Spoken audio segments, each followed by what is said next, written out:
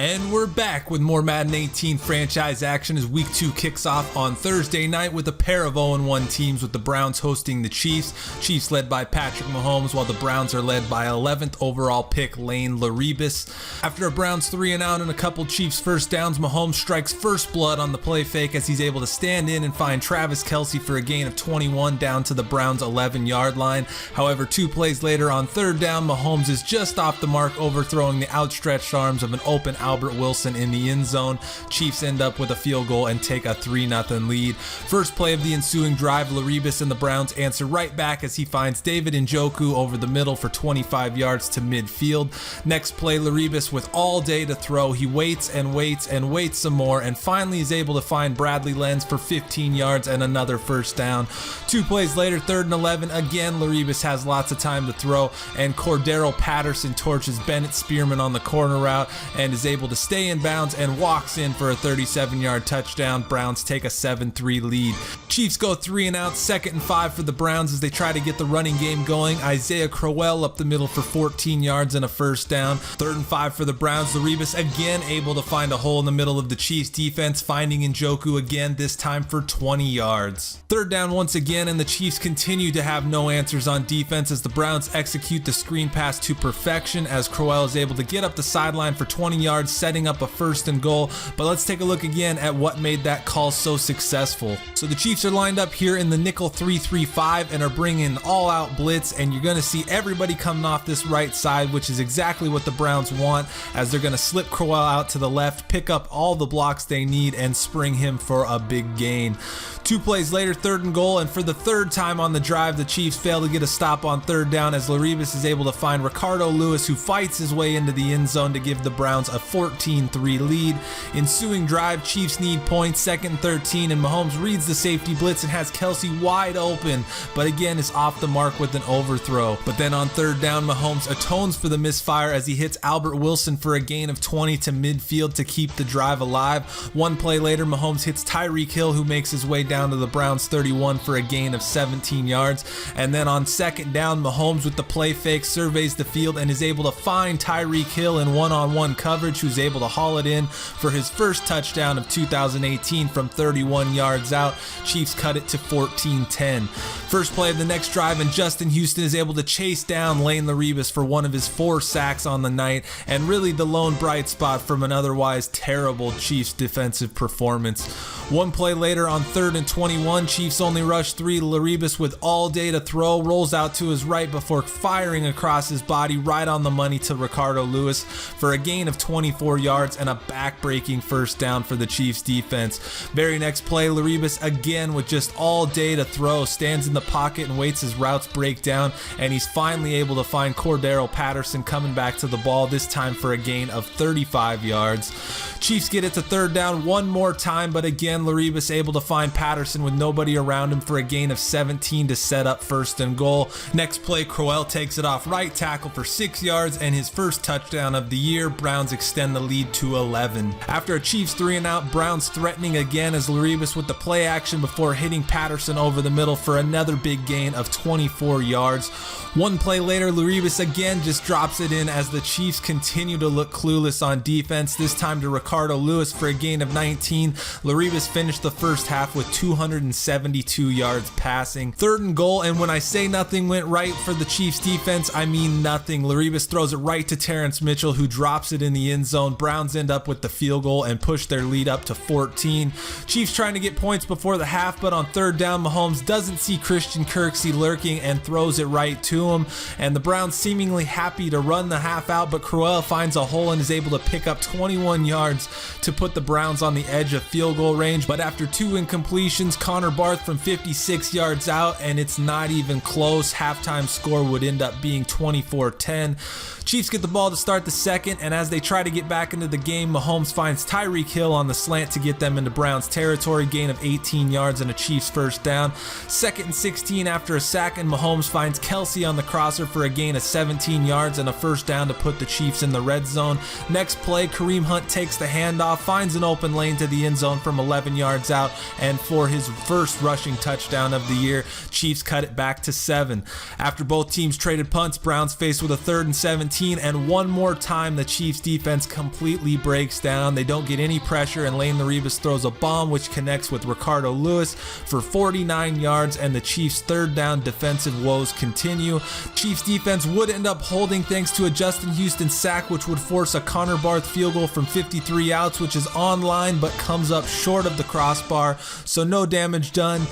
After a pair of 3 and outs, Chiefs with the chance to tie. Mahomes looking for a bomb of his own, throwing it deep for Carlos Ray, who fights for the ball, but ultimately it's going to be picked off by Jason McCourty. A great Britton Colquitt punt would pin the Chiefs inside their 1, which would lead to the Browns getting the ball back, and on 3rd and 8, Laribas launches one for the end zone that appears to be caught, but Reggie Ragland able to get his hand in there and knock it out, preventing the TD, which sets up another long Connor Barth field goal, and it looks good but ends up fading right at the end. And for the 3rd time, Barth and the Browns miss a chance at points. Chiefs end up punting though. Browns back with the ball early 4th quarter. Laribas again on the play fake and finds fellow 1st round pick Bradley Lenz on another big play to midfield. Next play, Laribas with yet another play fake stands in with no pressure from the Chiefs and finds Lenz again on the crosser, this time for 26 yards. One play later, Laribas fakes the handoff again and is able to find a wide open David Njoku for the 20-yard touchdown pass. Chiefs with just no answers for the Browns offense in this game. Chiefs looking to stay alive. First play of the ensuing drive, and Mahomes finds Travis Kelce over the middle for a gain of 20. Next play, nowhere to go for Mahomes, but he's able to get out of harm's way and scramble for a pickup of 11 yards. Then with Albert Wilson and Chris Conley both out of the game, it's Demarcus Robinson on the crosser for a pickup of 24. So just like that, the Chiefs are looking to cut it back to 7, but then on 3rd and 11, pressure from the backside forces Mahomes to scramble. He won't get the first, but they'll have a chance on 4th down. Just don't fumble.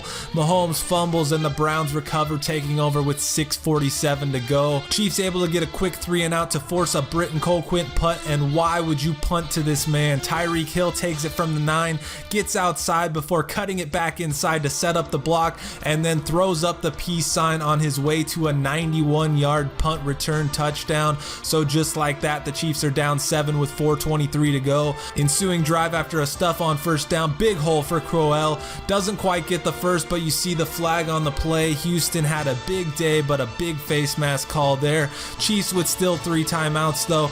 On 1st down, the Browns decide to run another play action, but Dixon Caldwell screams into the backfield to bring down Laribas for his 3rd sack in 2 weeks. 2nd and 20, and the Browns decide to throw again, and as well as it was working, so was the running game, so you have to question the call as the ball falls incomplete.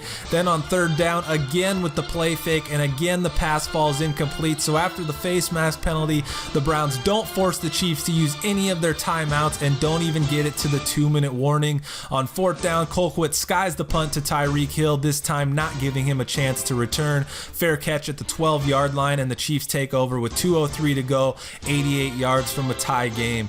2nd down, and Mahomes is able to find Hill short on the crosser as he's able to run after the catch for a gain of 19 yards.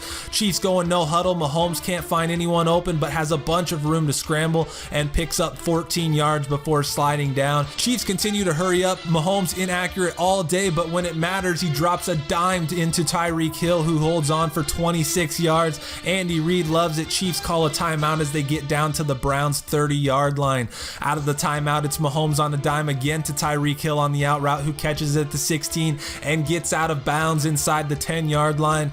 Next play, Kareem Hunt into the middle for no gain. Chiefs let the clock run down, but on 2nd and goal, Mahomes play fakes, tries to roll out, but gets tripped up by Myles Garrett at the 15-yard line. Chiefs call timeout. Andy Reid not pleased at all with Mahomes. So on 3rd and goal from the 15, who do you go to? Tyreek Hill, Travis Kelce, Kareem Hunt? No, it's undrafted free agent wide receiver, 5th on the depth chart, Carlos Ray, who brings it down in the corner of the end zone to tie the game at 31 with 27 seconds to go to send the game to overtime. Chiefs win the toss and get the ball first, and we're able to get it near midfield after a first down, but on 3rd and 5, Mahomes again overthrows his intended target in Carlos Ray, and the Chiefs are forced to punt. And then just like in regulation, 3rd down for the Browns, Laribas drops back and floats a perfect pass over the Chiefs defense. Ricardo Lewis survives the hit to hold on for the 23-yard catch. Next play, again, just an absolute dime by Laribas, who finds Cordero Patterson for 28 yards, putting the Browns easily within field goal range, which brings on Connor Barth, who sends the Cleveland fans home happy as he hits the 34-yard field goal, sending Andy Reid and the Chiefs to 0-2. So the story this week, a lot like the last for Kansas City, where they're in the game until the very end, but sloppy play and putrid defense don't allow them to get it done. Last week they allowed 2 100-yard receivers. In this game they allowed Cordero Patterson, Bradley Lenz, and Ricardo Lewis all to go over the 100-yard mark, as stud rookie Lane Laribas throws for 492 yards on the night, and the Chiefs defense gives up a whopping 562 yards. And the Chiefs, after trading Marcus Peters, just seem to have no answers defensively or in the secondary, but they will have 10 days to try and figure something out as they travel back home to face the 1-1 New York Jets next week. Alright guys, hope you enjoyed those highlights. Once again, another tough loss. We're now sitting at 0-2. I'm not too worried because I did start last season at 1-4 and managed to get back to 6-6. But I do obviously have some severe defensive issues that I need to try and figure out how to solve. The first thing I actually did after the game was over was I went to the free agents and to the cornerbacks to see if there was anything here worth signing. But as you're going to see, there's not really anything here that's that much different than what we already have on the roster. There might be somebody in here who's a sleeper. I do have this guy, Garrick Money, who's on my practice squad, but again, he's not much different than what we already have, so I think I'm just going to stand pat there. What I am going to do, though, is we're going to go to the depth chart here, and then we're going to end the Bennett Spearman experiment.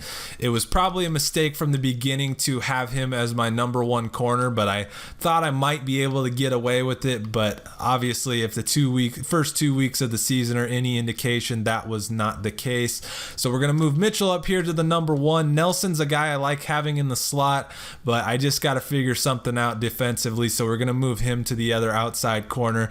And then Charles Gaines is going to also move up into the nickel. And we're going to basically just take Bennett Spearman completely out of the mix. As far as injuries go, I didn't suffer any long-term injuries. I did suffer a couple of injuries during the game. You might have heard me say that both Conley and Albert Wilson were out. They both suffered from bruised sternums, but those were only out for game type injuries. So the only injury we're still dealing with is the Shelby Harris injury, and he will be back in 2 weeks. So that pretty much covers all of that. Now that we've entered week 3, I'm able to scout, so we're going to jump into that real quick. There are no draft stories yet, so I don't have to worry about any of that. So now that we're into scouting, the first thing we're going to look at is, again, cornerbacks. It's obviously a huge need, and it doesn't look like the draft class is really that good. There is a bunch of guys here in the 3rd round, but not a lot of top-end talent, it doesn't look like. Mainly what I'm going to be looking for is man-to-man type corners or prototype here. I don't really like zone guys too much because it seems like they're usually big and slow, and I like to have more speed at cornerback. So we're going to start out here with Brian Ford, and we like what we see so far out of him. He could be definitely a target. I'm going to add him to the draft board.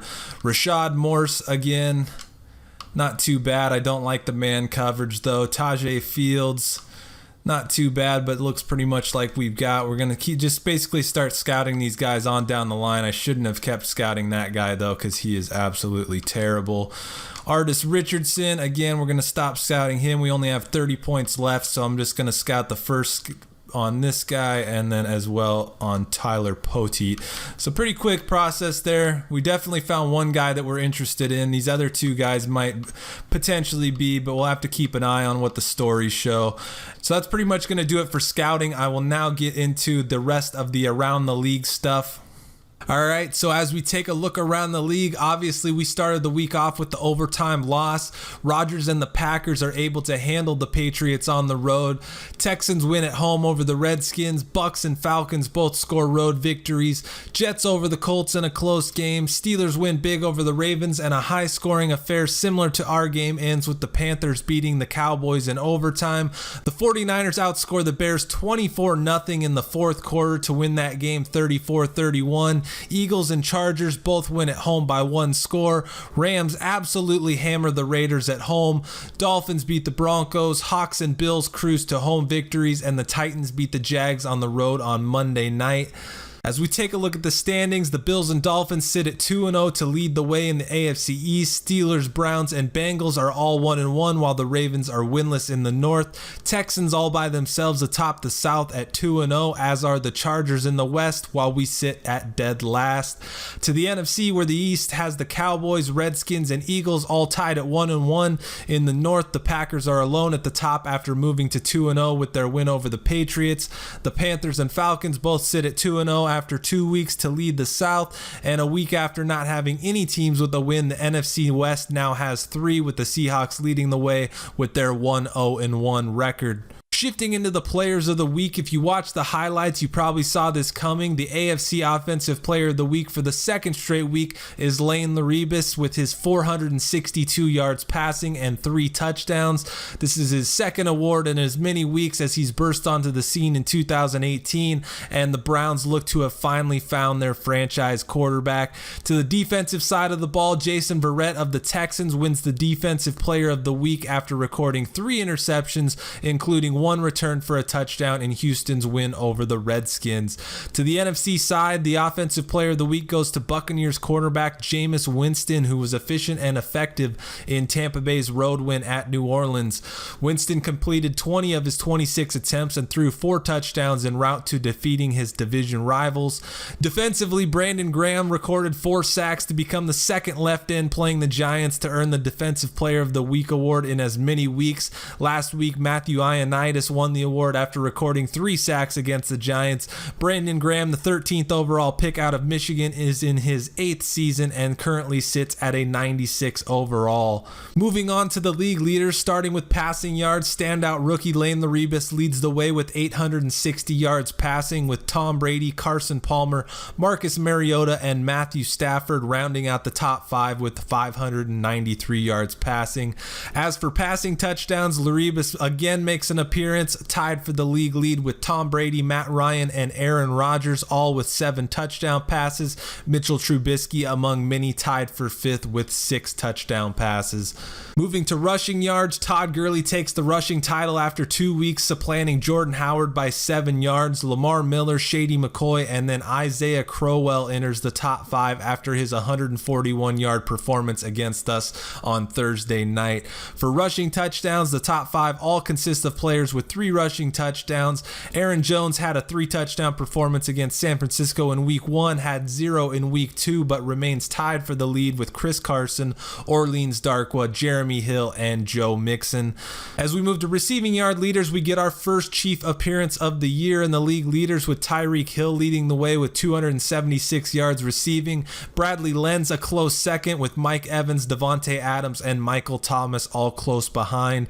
As for receiving touchdowns, you'll see a couple of the same faces, with Mike Evans leading the way with 4 and Devontae Adams tied for second with 3, along with Julian Edelman, Keelan Cole, Cameron Meredith, and a slew of others also with 3.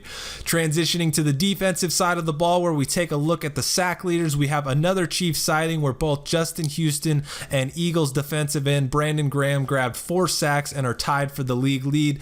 Brian Arakpo, who had 4 sacks in week 1, had 0 in week 2 after winning Defensive Player of the Week in week 1. Tack McKinley and Trey Flowers round out the top 5. And then looking at the interception leaders, Tavon Young, Jason Verrett, and DJ Swearinger all tied for the league lead with 3. Niners defensive back Quentin Dunbar follows behind with 2, and then many other players are tied for 5th with 1 pick on the year. As we take a look forward to next week's schedule, the week kicks off on Thursday night with a divisional matchup between the Colts and Texans. Patriots desperately need a win to fight back into the AFC East race as they take on the 2-0 Dolphins. Redskins Saints face off. Bucks travel to Detroit to take on the Lions. Bills and Packers go at it in a matchup of 2-0 teams. Jacksonville travels to New York to face the Giants. The Chiefs face the 1-1 Jets at home in what has to be considered a must-win for them. 49ers travel to Carolina in hopes of upsetting the Panthers. And as for the rest of the AFC West, the Raiders host the Seahawks, the Broncos host the Browns, and the Chargers are traveling to Tennessee to take on the Titans on Sunday night. And then lastly, on Monday night, the Steelers travel to Atlanta to face the Falcons. That's going to do it here, though, guys. Hope you enjoyed this pit stop on the road to the Super Bowl. Tune in next time as we come back home to take on the New York Jets and once again look to get in the win column. But until then, thanks for watching.